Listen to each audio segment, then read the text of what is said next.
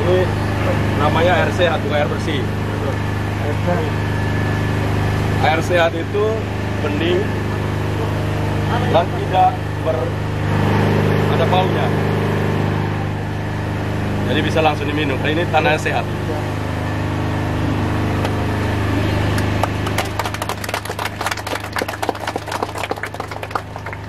Jadi bukan air bersih, tapi air sehat.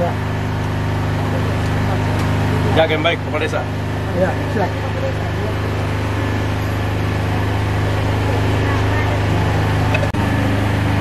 Selamat. Minum. Kebetulan dia haus.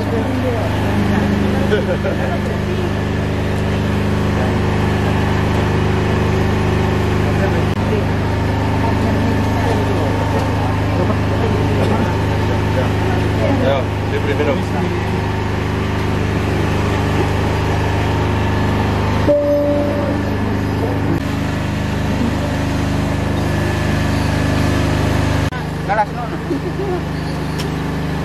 Semuanya harus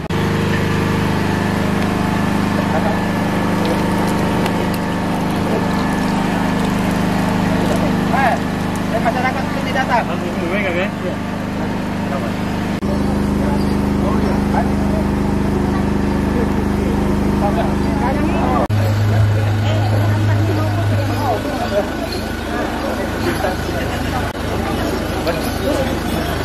Bapak, Mama, mari silakan keluar. Daerah dan masyarakat Flores Timur, untuk kami menyampaikan terima kasih kepada Bapak Gubernur, dan kami juga menginformasikan kepada seluruh tamu undangan yang ada, masyarakat Dusun Moko dan seluruh masyarakat Adonara yang ada, bahwa ini merupakan titik pertama kunjungan Bapak Gubernur, dan apa yang dilihat sekarang merupakan salah satu bukti sumbangan perhatian dari Bapak Gubernur. Kemarin kita telah mendapat juga pemberian untuk pembangunan jalan, ada di desa, ada di Pulau Solor 19 kilo lebih. Tepuk tangan untuk itu semua. Ada juga di Adonara 8 kilo, ada juga di Bang, dan desalinasi 2 tempat, di Dusun Moko ini dan di Desa Kolaka. Jadi ini pemberian yang luar biasa. Kami masyarakat Flores Timur sangat bersyukur karena telah memberikan setitik air kehidupan yang tentu akan memberikan semangat bagi kami semua dalam membangun Flores Timur. Ini saja yang dapat saya sampaikan. Sekali lagi kami mengucapkan terima kasih atas kunjungan Bapak. Kami mohon kiranya Bapak memberikan pesan-pesan bagi kami semua. Terima kasih. Baik, terima kasih kepada semua kita, warga Dusun Moko dan sekitarnya. Ada Bapak Desa, ada Bapak Camat, boleh menyampaikan pertanyaan, harapan kepada Bapak Gubernur. Nama dan langsung. Yang kami muliakan Bapak Gubernur Nusa Tenggara Timur bersama rombongan unsur pimpinan Kabupaten Flores Timur, Bapak Ibu, saudara-saudara sekalian, para undangan yang kami banggakan, kami langsung saja. Bapak Gubernur, pertama kami bangga dan terima kasih bahwa di akhir kepemimpinan Bapak, Adonara telah banyak menikmati kebijakan-kebijakan Bapak. Harapan ada 3 poin tidak salah. Pertama, kami mengharapkan seperti tadi Bapak Bupati sudah menyinggung sedikit soal jalan. Jadi jalan negara atau jalan nasional dalam provinsi, kami dari khusus di Pulau Adonara sangat mengharapkan masih sisa itu dilanjutkan. Sisa-sisa di titik-titik yang dari PUPR sudah tahu, itu tolong bisiki sama Bapak Gubernur, dan Bapak Gubernur juga tentu tahu bagian-bagian yang akan dilanjutkan. Ini harapan kami seluruh warga masyarakat Adonara pada umumnya dan Witihama pada khususnya. Itu yang pertama. Yang kedua, memang pada awal Bapak dipilih menjadi gubernur, itu ada satu tunggakan yang belum terpenuhi. Selain membuka isolasi jalan, komunikasi dan seterusnya itu sudah, tetapi Adonara Kabupaten Bapak belum tunaikan. Ini hal yang sangat kami dambakan. Dari ujung Baibada sampai Baiguri, dari ujung Sagu sampai Baibada, kami sangat mengharapkan. Yang ketiga, musim tanam kali ini masyarakat petani gagal total. Tidak hanya gagal panen, tapi gagal produk dan juga gagal tumbuh. Apa yang diharapkan untuk mereka menunaikan kewajiban sebagai warga negara. Untuk itu harapan kami, kiranya perhatian pemerintah provinsi bersama jajarannya, terutama instansi sektoral, kiranya petani ini dibantu, baik pangan, bibit obat-obatan, dan juga alsintan lainnya, termasuk pemberdayaan pariwisata seperti hari ini ada di sini. Itu hal yang ketiga, Bapak Gubernur. Hal yang keempat, saya minta maaf, ini titipan keluhan. Minta maaf, kami sebagai Ketua Forum BPD Kecamatan Witihama, jadi kami banyak yang kami tangkap dari masyarakat, dan sekarang masyarakat terutama intelek, tenaga kontrak daerah ini juga mengeluh, kalau kami di PHK, bagaimana ini pemerintah memikirkan kami selanjutnya. Ini juga menjadi satu harapan kecil. Mudah-mudahan Bapak Bupati, Bapak Gubernur bisa lebih arif melihat generasi kita yang sekarang terkatung-katung nasibnya. Setelah di PHK, saya kemana, lapang kerja di mana, atau saya ciptakan kerja yang gimana untuk meraih hidup saya lebih baik. Ini 4 hal ini. Dan terakhir, kami dari lembaga Forum BPD sangat mendukung pembangunan di Flores Timur, di Nusa Tenggara Timur, dan khususnya di Pulau Adonara, dan sekaligus mendukung suksesnya penyelenggaraan pemilu maupun pilkada di Nusa Tenggara Timur. Inilah yang perlu kami sampaikan dari lubuk hati yang paling ikhlas. Mohon kiranya Bapak Gubernur tercinta bisa memperhatikan dengan arif dan bijaksana. Baik, terima kasih Bapak Penjabat Bupati Flores Timur, Nusa Tenggara Timur yang kami hormati, pimpinan OPD Kesatuan Nusa Tenggara Timur yang hari ini mantap-mantap semua, pimpinan OPD Kabupaten Flores Timur, Pak Mukhtar selaku anggota fraksi Nasdem yang hari ini juga di tengah-tengah masyarakat. Baik Pak Gubernur, nama saya Polikarpus Kopong. Saya asal Desa Pedro, asli di sini. Saya mau menyampaikan 3 poin Pak. Poin pertama terkait dengan infrastruktur jalan. Bapak, untuk diketahui kami masyarakat Dusun 3 Meko, di tahun anggaran 2018 Pak, kami mendapat bantuan jalan hotmik dari Sipambalan ke Meko, yang mana waktu itu dananya sekitar 6,4 miliar. Jika hari ini kebetulan Bapak Gubernur sendiri sudah hadir di tempat ini, tentunya kami dari masyarakat Dusun 3 Meko dan Desa Pedro pada umumnya tentu menyampaikan terima kasih yang sebanyak-banyaknya kepada Bapak bersama rombongan, karena minta maaf, tempat kami ini terlalu unik, Pak. Dusun kami ini terpencil untuk ukuran Kabupaten Flores Timur. Dusun kami ini kalau dulu itu orang tidak kenal, Pak. Tetapi ketika dia memasuki nominasi API juara 2 se-Indonesia, maka Mako ini menjadi geliat, Pak. Mako ini ibarat seorang gadis cantik yang butuh didandani. Sehingga menjadi pertanyaan saya, Pak, terkait dengan infrastruktur jalan, kami mohon bantuan Bapak Gubernur. Karena Bapak Gubernur sudah sendiri menyaksikan jalan yang tadi sekitar 1,8 kilo, Pak. Barangkali ini menjadi perhatian Bapak Gubernur. Kemudian kedua, terkait dengan pariwisata. Seperti saya sampaikan awal tadi bahwa di tahun 2019 Mako ini dia masuk API juara 2 se-Indonesia. Setelah itu tidak ada action apa-apa, Pak. Kasihan, Pak, kami rakyat kecil sini, Pak. Kami membutuhkan dana. Yang barangkali saat ini diharapkan kita ini ada bantuan sedikit dari Dinas Pariwisata dan Kebudayaan untuk tahun anggaran 22. Tetapi selanjutnya saya pikir dia butuh sentuhan lagi, Pak. Jika mudah-mudahan dengan kehadiran Bapak Gubernur hari ini, paling tidak Mako ini kita bangun. Karena Mako juga adalah bagian dari Nusa Tenggara Timur yang butuh sentuhan. Ketiga, terkait dengan air minum, Pak.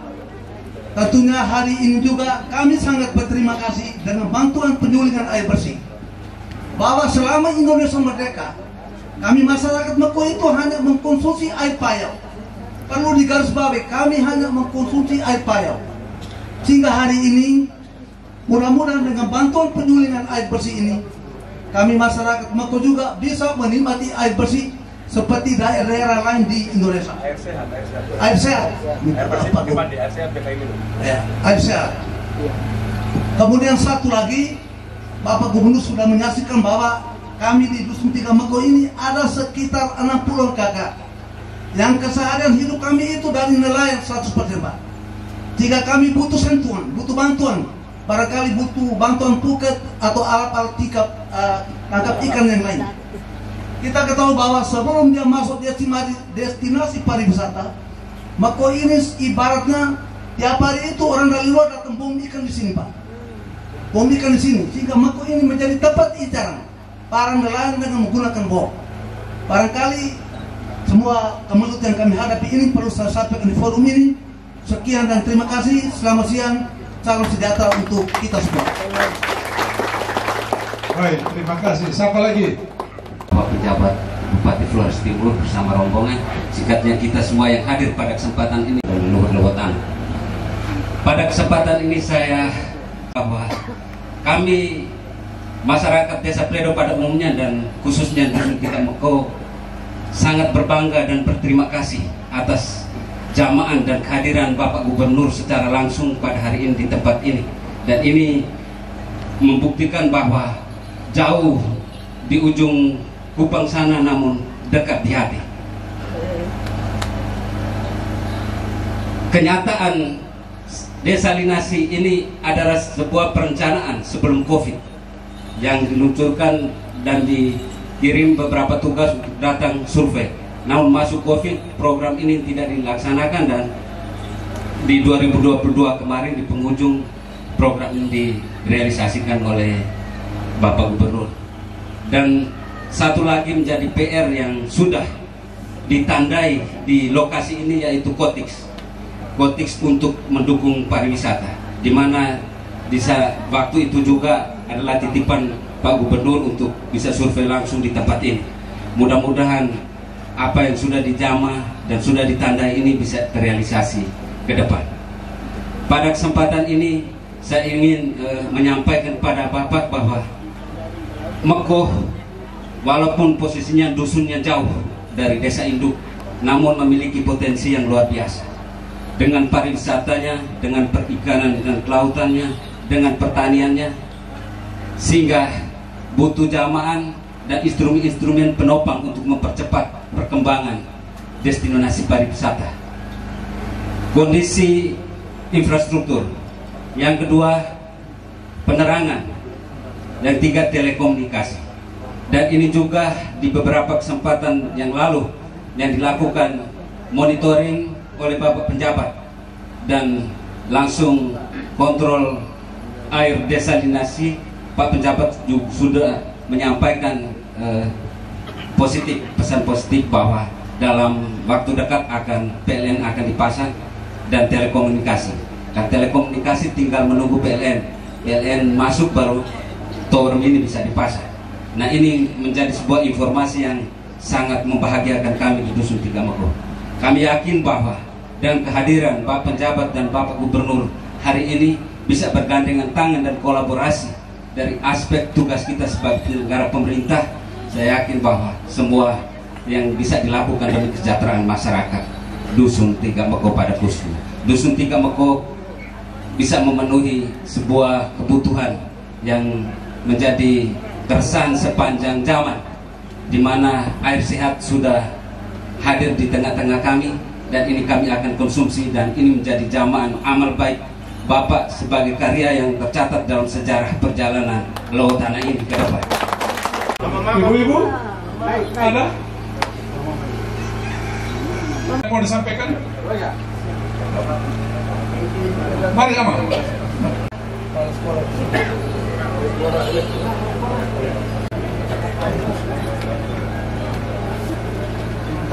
PNS kami hanya 2 orang. Murid 35. Murid 35. Ini yang itu sekolah kecil. Total ya? Iya, dari kelas 1 sampai kelas 6. Jadi itu tahun 2021 pernah dapat 2 ruang. Sementara kami menggunakan 3 ruang, di dalamnya pakai sekat. Mungkin hanya ini yang saya sampaikan. Terima kasih. Baik, terima kasih. Baik, jawaban nomor 1 kabupaten dulu.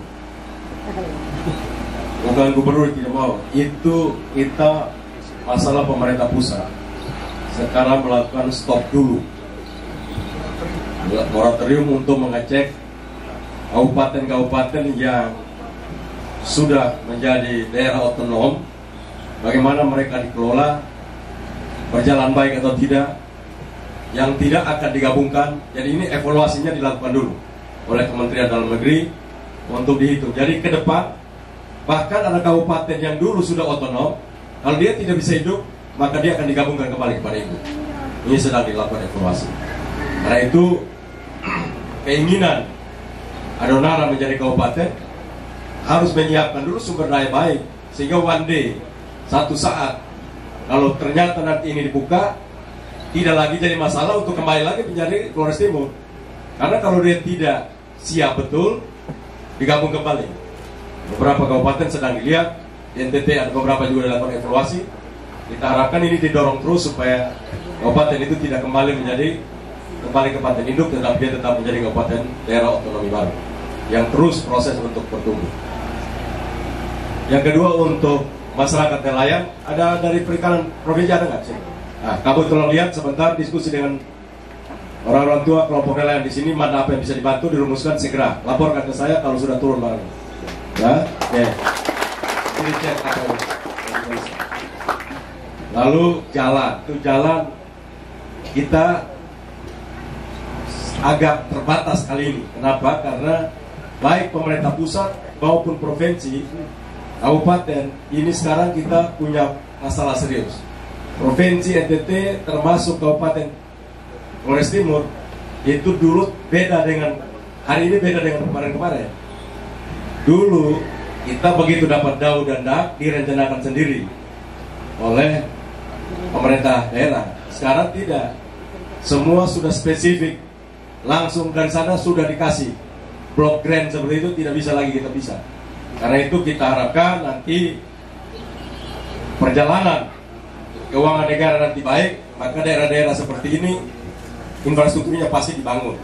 Tapi khusus untuk Itihaba, apalagi dengan pulau yang kemarin saya pakai pesawat, saya lihat 3 pulau itu indah sekali.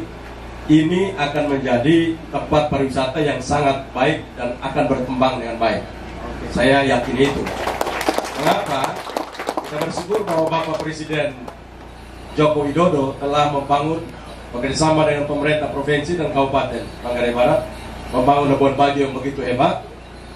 Tanggal 9 sampai 11 Mei nanti hadir KTT ASEAN Summit, 11 kepala negara hadir di sana, dan itu menjadi lompatan luar biasa untuk pariwisata Nusa Tenggara Timur yang punya dampak juga kepada Flores Timur. Jadi nantinya dampak bukan cuma saja di Labuan Bajo, tapi dampak itu akan bergeser terus sampai ke seluruh pelosok Nusa Tenggara Timur. Nah, apalagi keindahan kita seperti ini. Karena itu bagaimana caranya? Cara nomor satu adalah masyarakat di Witihama, masyarakat di Dusun Meko itu wajib menjaga kebersihan dengan baik. Seluruh toilet-toilet, dapur, semua jaga dengan kebersihan. Penting kenapa? Orang tidak mungkin datang lihat bagaimana kita punya keburukan yang luar biasa. Uang kalau ada, infrastruktur jalannya dalam tempo singkat jadi. Tapi membangun kehidupan yang bersih, membangun masyarakat yang peduli terhadap lingkungan, sampah plastik tidak boleh dibuang sembarang, di kemudian supaya nantinya ini begitu jalan dibuka, masyarakat sudah terbiasa dengan kehidupan pariwisata yang baik. Itu penting. Kita lihat di Labuan Bajo, disiapkan, tiba-tiba, begitu ada uang jadi, tapi masyarakat belum siap. Masih buang sampah sembarang. Kita sedang latih mereka supaya mereka tidak. Mulai sekarang ini Bapak Desa sudah atur, tidak boleh buang sampah plastik sembarang di pantai. Semua disiapkan, diolah dengan baik, dikelola dengan baik supaya tidak ada dampak buruk terhadap ini. Yang kedua, nanti kita siapkan, ada pejabat di sini, kita akan rapat untuk bom ikan. Seperti itu yang tadi disampaikan. Itu tidak boleh terjadi karena merusak karangnya, merusak biota yang di laut, dan akhirnya keindahan pulau itu tidak ada lagi. Orang datang itu kan cuma bukan lihat pulaunya, mereka bisa surfing, mereka bisa diving, mereka bisa snorkeling. Itu semua menjadi permainan ataupun atraksi-atraksi yang dibutuhkan para wisatawan untuk hadir di sini. Dan selanjutnya kita siapkan juga pertanian. Tadi disampaikan masalah gagalnya apa, nanti Kadis Pertanian Kabupaten Provinsi coba rumuskan biar bisa lakukan langkah-langkah untuk bisa dikerjasamakan apa aja yang bisa dibantu. Karena saya lihat ini tanah lebih baik, lebih subur daripada daerah-daerah lain. Jadi harusnya teorinya gagal itu kenapa? Apakah tanamnya cepat lalu hujannya tidak, atau tidak informasi sehingga tidak lanjutkan? Kemarin di Lembata mereka gagal tanam, di double lagi sekali, dan akhirnya mereka mampu untuk tanam. Nah ini informasi seperti Bapak Desa harus diinformasikan segera. Jadi nomor telepon Kadis Pertanian Kabupaten, nomor telepon Kadis Pertanian Provinsi itu diberikan, nanti tolong disampaikan. Yang mewakili pertanian provinsi ada nggak hadir di sini? Nah, tolong nanti disampaikan nomor teleponnya, dikasih ke Bapak Desa supaya diinformasikan sehingga kamu bisa dibuat. Kenapa? Sekarang ini kita bisa rencanakan tanam. BMKG kerjasama dengan BMKG, bulan apa tanam, tanggal berapa tanam, hujannya turun berapa lama, itu sudah punya. Jadi kita jangan tunggu lagi lihat. Jangan hujan hari ini kita cek, ini hujan tidak berapa panjang hujan kali ini. Nanti kita kerjasama dengan BMKG sehingga kita tidak tanam lihat cuaca pakai zaman dulu. Tapi kita sekarang kita sudah tahu, BMKG sudah menghitung dalam berapa bulan, hujannya berapa kali, kita tanam jagung kapan, atau tanam padi, tanam sorghum, tanam itu kapan kita mulai tanam. Dan itu saya harapkan ini direncanakan dengan baik supaya terencana. Kalau hari ini nanti sebentar ditolong dikasih nomor telepon pejabat, kasih nomor teleponnya Kadis Pertanian Kabupaten, nomor telepon Kadis Pertanian Provinsi untuk langsung dihubungi sehingga apa yang menjadi kendala yang tadi sampaikan itu bisa diatasi. Lalu kita tahu bahwa daerah ini tidak mungkin berkembang kalau sistem pendidikannya nggak jalan baik. Tadi Pak Guru menyampaikan, nanti kamu itu kan urusan kabupaten, apa namanya sekolah itu. Tapi saya bantu kamu pribadi, 50 juta nanti saya kasih kamu pribadi. Jadi bangun kelasnya dengan baik, jangan korupsi karena itu uang pribadi. Nanti saya datang minta kembali. Nah, dikerjakan dengan baik, ditaruh dengan berat kelasnya supaya, tapi penting bayarannya harus ada. Nomor satu, kamu harus mampu ajar anak-anak itu bahasa Inggris. Kita bermimpi di tempat jadi tempat pariwisata, maka tolong disiapkan kerjasama dengan kepala desa, kerjasama. Kita banyak anak-anak, kita punya anak-anak yang bisa berbahasa Inggris dari Adonara ini banyak. Kontrak mereka masuk di dusun ini, masuk di sekolah itu, ajarkan anak-anak SD berbahasa Inggris mulai sekarang.